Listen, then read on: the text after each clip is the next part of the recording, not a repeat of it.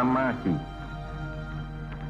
Kami, bangsa Indonesia, dengan ini menyatakan kemerdekaan Indonesia. Beliau memberi kontribusi yang luar biasa, salah satu itu di bidang pendidikan. Buah karya beliau itu salah satu adalah Universitas Sumatera Utara. Jadi mungkin kalau tanpa rintisan beliau pada masa lalu, mungkin juga tingkat pendidikan kaum-kaum muda Karo pada masa itu juga mungkin tidak sehebat seperti sekarang.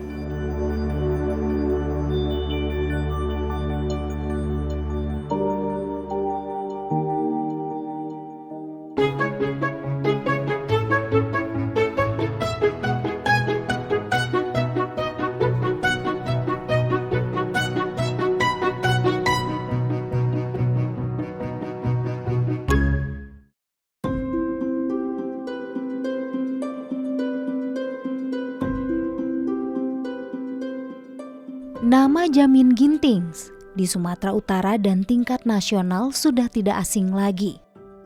Salah satu putra terbaik bangsa ini lahir di Desa Suka, Tanah Karo 12 Januari 1921.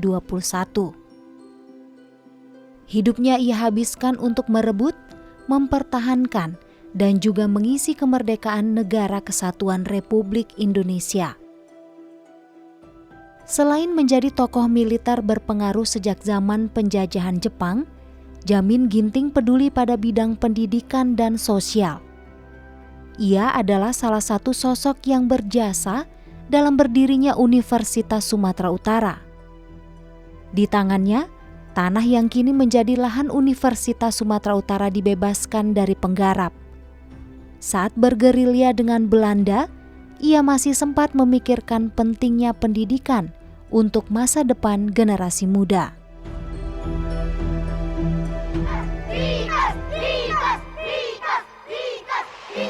Enak betul Pak jadi guru itu.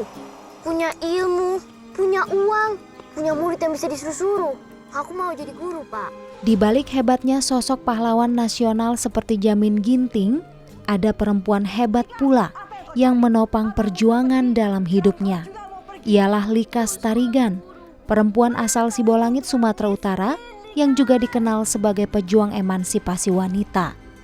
Sebelum meninggal dunia pada Agustus 2016 lalu, ia mempersembahkan sebuah museum untuk mengenang perjuangan suami tercinta, Letnan Jenderal Jamin Ginting, di desa kelahirannya, yakni Suka, 3 Panah Karo. Jua-jua Likas, aku nggaknya biasa basa-basi. Sejujurnya, ingin kali aku bicara-bicara sama kamu. Aku ingin kenal kamu lebih dekat.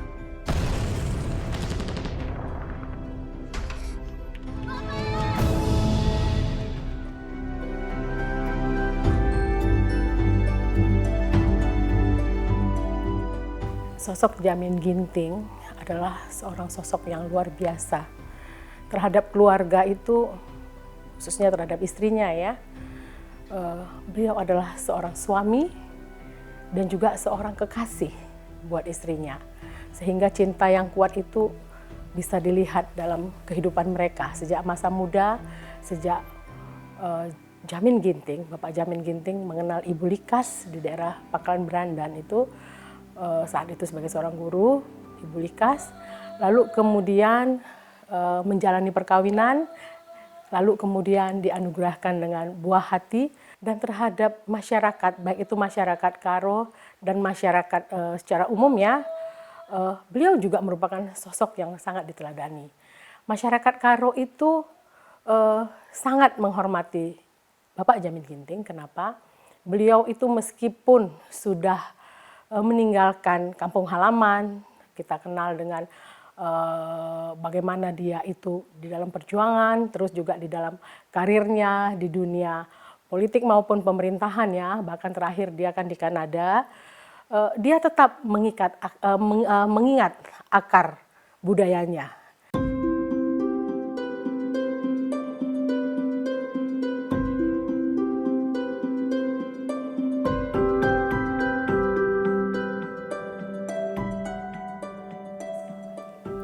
Sebenarnya buku ini bukan saya sendiri yang menulis, saya adalah anggota dari tim dan ini adalah Pak Suprayitno sebagai koordinator kami dengan beberapa rekan lainnya.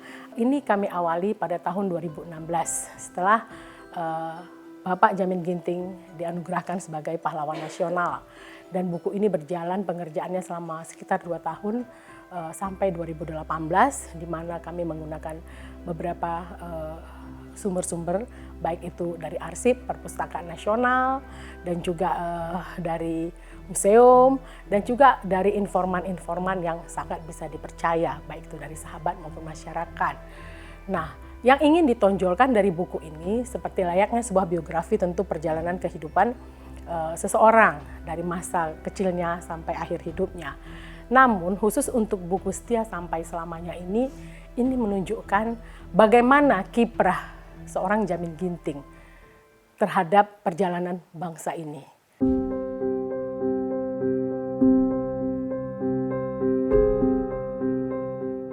Pada masa agresi militer Belanda yang pertama, Jamin Ginting menjadi komandan Resimen 1. Ia memperkirakan kemungkinan terburuk bahwa Belanda akan menduduki Tanah Karo. Ia mempercepat pengungsian dan pengamanan barang-barang penting termasuk bensin ke kota Cane. Di tengah menghadapi Belanda, Jamin Ginting harus mengamankan Wakil Presiden Muhammad Hatta saat menyelesaikan pertikaian antara sesama barisan bersenjata Republik Indonesia. Namun, kunjungannya ini bertepatan dengan agresi militer pertama Belanda yang mengancam jiwa sang proklamator kemerdekaan. Pasukan Jamin Ginting terus terlibat perang dengan Belanda di Tanah Karo, Tanah Alas, Langkat hingga Kota Medan. Seperti pertempuran Titi Bambu pada 21 Agustus 1947 ketika pasukannya menyeberangi Sungai Wampu.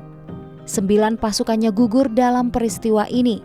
Pertempuran yang tak kalah sengit juga terjadi di Bukit Mardingding pada 28 Desember 1948 ketika pasukannya menyerang basis Belanda dengan taktik gerilya. Peristiwa demi peristiwa ini ia tulis dalam catatan hariannya. Dan di situ bagaimana perjuangan dari Resimen 3 saat itu, Bapak Slamet Ginting ya, memperjuangkan itu, tetapi situasi kan sangat berat pada masa itu. Lalu dalam situasi yang berat ini, tokoh Jamin Ginting juga tentu ingin ikut mempertahankan itu kembali, negara ini, agar jangan sampai Belanda bisa masuk kembali. Dan di dalam saat itu situasi sangat genting, berbagai pihak saling bahu-membahu dan strategi-strategi dilakukan untuk bisa agar Belanda itu tidak sampai masuk kembali ke negara kita, ke daerah Sumatera Utara dan juga perbatasan Aceh Tenggara pada masa itu. Sehingga terjadilah pertempuran yang sengit dan salah satu itu yang itu Letnan Kadir meninggal dunia, tewas bersama beberapa anggota pasukan, sehingga maka kemudian untuk menghargai itulah bagaimana pengorbanan Letnan Kadir, maka Jamin Ginting memberikan nama untuk mengenang jasa disebut dengan Bukit Kadir.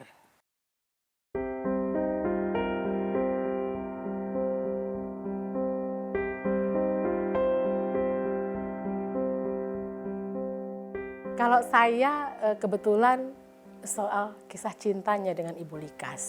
Nah, saat itulah yang paling berkesan buat saya. Biasa karena mungkin saya seorang perempuan ya, hal-hal yang romantis. Jadi kita melihat bagaimana perjuangan Bapak Jamin Ginting di Pangkalan Berandan itu merayu Ibu agar bisa berkenan menerima cintanya. Lalu kemudian bagaimana perjuangan Ibu Likas juga untuk merayu keluarganya, baik itu ayah dan ibunya, agar mau menerima sosok Jamin Ginting. Jadi itu yang paling berkesan buat saya. Lalu kemudian hal yang lainnya adalah bagaimana Bapak Jamin Ginting, dia yang lahir dari desa kecil di daerah Suka, lalu bisa mencapai dunia internasional. Itu perjalanan-perjalanannya itu didampingi oleh seorang perempuan yang bernama Ibu Likas ini. itu yang paling membuat saya berkesan. Terlepas dari saya Buru Ginting atau tidak ya, sebenarnya saya sebagai suku Karo cukup bangga. Saya sebagai bangsa Indonesia cukup bangga. Kenapa tidak? Karena seorang putra daerah yang lahir dari desa kecil, kemudian menunjukkan kiprahnya bukan hanya di daerah Karo saja, tetapi juga di dalam Negara Kesatuan Republik Indonesia. Bahkan juga di akhir hidupnya dia bisa menunjukkan kiprah itu sampai ke Kanada. Ini saya rasa sesuatu yang luar biasa. Jadi bisa dilihat bahwa beliau itu adalah seorang pejuang, beliau seorang pemikir, beliau juga seorang yang tidak hanya mengandalkan sesuatu itu dengan ucapan, tetapi juga dengan tenaga dan pikiran dia sudah sumbangkan untuk bangsa dan negara ini. Maka sangat-sangat pantas Bapak Jamin Ginting dianugerahkan gelar pahlawan nasional.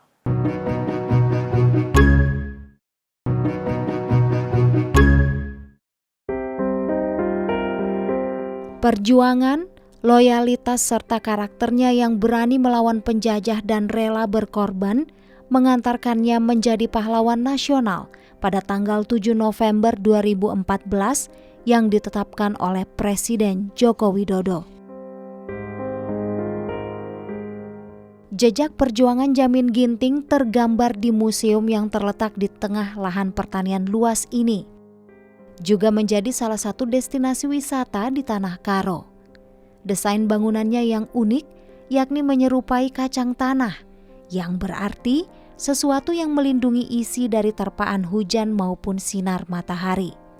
Begitu juga museum ini yang terus menjaga jejak peninggalan perjuangan Jamin Ginting. Museum ini dibangun pada tahun 2011 dan diresmikan oleh Menteri Pertahanan RI Purnomo Yusgiantoro pada 7 September 2013. Beberapa koleksi pribadi Sang Letnan Jenderal seperti pakaian dinas saat berjuang mempertahankan dan mengisi kemerdekaan ada di sini. Nama saya Gracia Karo-Karo, saya bertugas di sini sebagai pemandu. Saya bekerja di sini sejak tahun 2016. Keseharian saya di sini sebenarnya seperti menjadi pemandu kalau ada anak sekolah datang, tamu-tamu dari luar datang, seperti itu saja. Di mata saya sosok Jamin Ginting itu adalah sosok yang sangat pejuang yang besar gitu, karena Bapak Jamin sendiri seperti yang kisah-kisahnya yang kita baca, dia berjuang dengan keras untuk membela bangsa dan tanah airnya, khususnya desa kelahirannya, Desa Suka ini.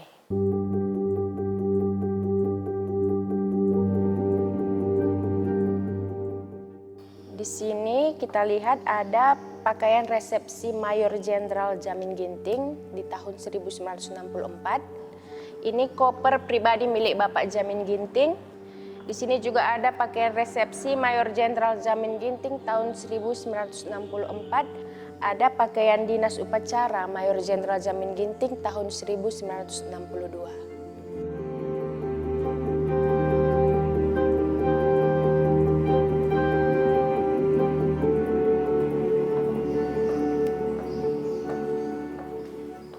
Ini adalah pakaian terakhir Bapak Jamin Ginting. Pakaian tidur ya, sewaktu dia wafat di Kanada tanggal 23 Oktober tahun 1974. Ini dibeli oleh keluarga dari masyarakat setempat. Bentuk museum ini yang seperti kulit kacang tanah itu diibaratkan seperti Bapak Jamin Ginting. Kita tahu kulit kacang tanah itu kan melindungi isinya dari terpaan sinar matahari, hujan badai. Begitu juga dengan Bapak Jamin Ginting, ya, dengan penuh semangat darah dia melindungi bangsa dan tanah airnya.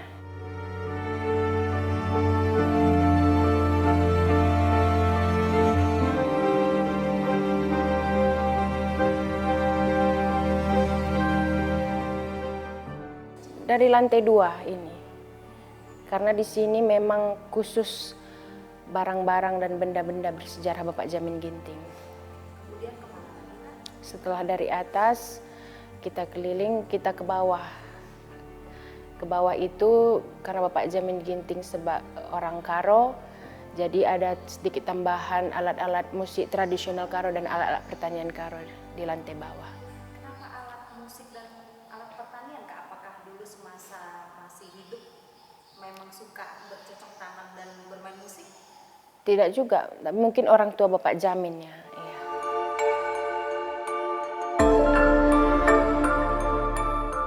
Selain melihat koleksi Bapak Jamin, pengunjung di sini kebanyakan untuk belajar, Kak. Karena di sini kan kebanyakan pengunjungnya dari sekolah, dari tempat kuliah, jadi mereka kebanyakan sini untuk belajar.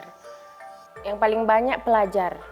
Orang umum juga banyak, cuman di sini sering ada rombongan pelajar yang datang, rombongan anak kuliah seperti itu. Bapak Edi Rahmayadi juga pernah, Bapak Jarod, Panglima TNI, Ibu Kapolda Sumut, banyak lagi. Perawatannya seperti dibersihkan dari debu, cuman perawatan khusus itu ada khusus orangnya, Kak, dari Museum Medan.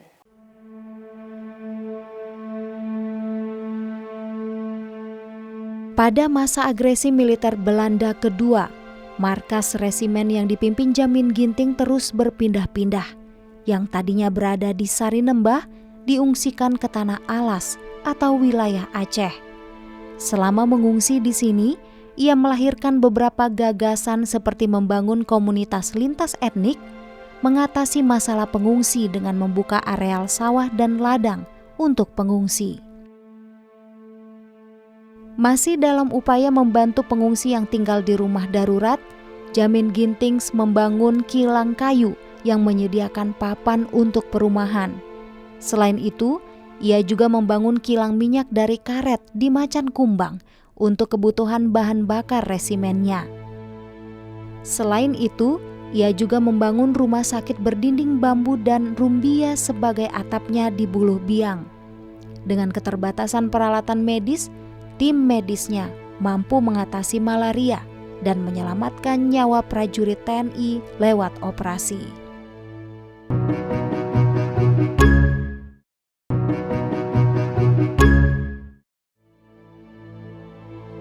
Meski dikenal tegas dan berani, Jamin Ginting adalah penyayang keluarga. Perhatiannya terhadap sang istri, Likas, terlihat dari surat-surat ataupun kiriman-kirimannya. Ia mengirimkan benang jahit yang menjadi salah satu hal yang disukai istrinya itu. Beliau adalah perempuan yang cerdas. Yang kedua, beliau adalah dapat dikatakan menjadi tokoh emansipasi yang tidak menginginkan kaum perempuan itu terpuruk. Dan ini didukung oleh Bapak Jamin Ginting. Di dalam perjalanan hidup Bapak Jamin Ginting juga terlihat beliau selalu menegaskan tidak ada beda anak perempuan dan anak lelaki. Dan menurut beliau, pendidikanlah yang bisa mengangkat harkat dan martabat seseorang, baik itu perempuan maupun laki-laki, tidak jenis kelamin. Lalu kemudian ibu itu juga terlihat punya komitmen yang baik dalam rumah tangga. Di dalam buku ini juga nanti ada kami masukkan atau tuliskan itu bagaimana seorang ibu Likas menerima cinta seorang Bapak Jamin Ginting itu dengan satu komitmen bahwa mereka berdua lah yang akan mengatur rumah tangganya. Jadi walaupun masyarakat timur terdiri dari keluarga besar dan keluarga inti, tetapi Ibu Likas pada periode masa itu sudah menegaskan keluarga inti adalah hal yang utama.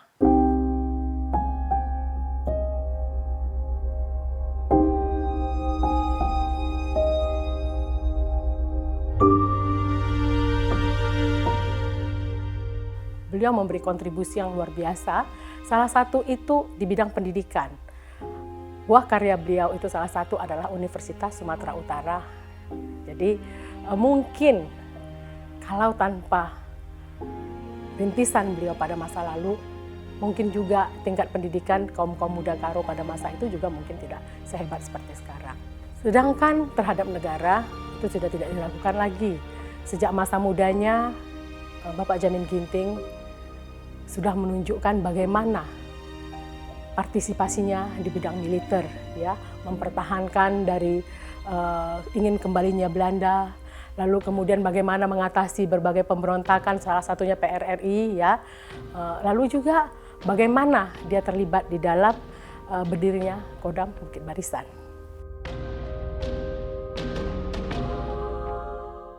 Sang pejuang militer yang gemar menulis di tengah kesibukan mengatur strategi perang itu pun wafat pada tanggal 23 Oktober 1974. Saat itu, ia tengah menjabat sebagai Duta Besar RI berkuasa penuh di Ottawa, Kanada. Menjadi diplomat bukanlah bidang yang disukainya. Awalnya ia menolak, namun sebagai abdi negara yang taat, Jamin Ginting menerimanya. Selama bertugas di negeri orang, ia merindukan negara tercinta dan teman-teman seperjuangannya di Angkatan Darat. Kesehatannya pun terus menurun, hingga kemudian meninggal dunia dan dimakamkan di Taman Makam Pahlawan, Kalibata, Jakarta.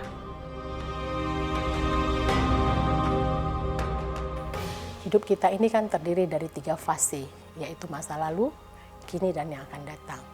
Sejarah itu sering orang mengabaikan, padahal sebenarnya sejarah adalah menjadi guru yang penting dalam kehidupan manusia. Bagaimana kita di masa lalu sampai ke masa kini, lalu bagaimana dengan itu semua, bagaimana kita bersikap ke masa yang akan datang. Jadi 3 dimensi ini sangat berkaitan dengan hidup kita. Untuk kaum muda, saya memberikan semacam semangat untuk jadikanlah sosok Jamin Ginting ini sebagai motivator, karena Jamin Ginting ini bukan hanya orang yang mengucapkan saja kata-kata tetapi berbuat. Selain itu, ini bisa membentuk karakter dari kaum muda kita. Bahwa kaum muda itu bisa berperan dari masa mudanya sampai masa tuanya nanti memberikan sesuatu. Tidak mesti besarnya, sedikit pun tetapi bisa membawa perubahan yang baik kepada masyarakat.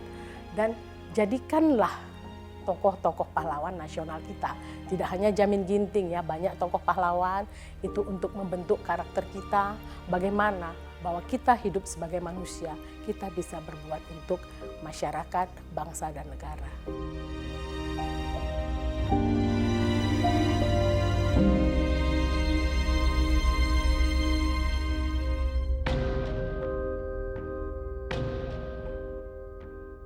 Karena memang museum ini dibangun sebagai ikon tempat kelahiran Bapak Jamin Ginting sendiri di Desa Suka ini. Ya, semoga museum ini semakin dikenal banyak orang, semakin banyak generasi-generasi muda yang berkunjung ke sini untuk lebih menciptakan rasa cinta terhadap tanah air. Namanya kini diabadikan menjadi nama jalan terpanjang di Indonesia oleh Museum Rekor Indonesia, membentang sepanjang 71 km yang melintasi kota Medan, Deli Serdang, dan Karo. Ia akan terus diingat sebagai pejuang, pemimpin, tokoh pendidikan, dan politisi yang cinta dan setia pada bangsa dan negaranya.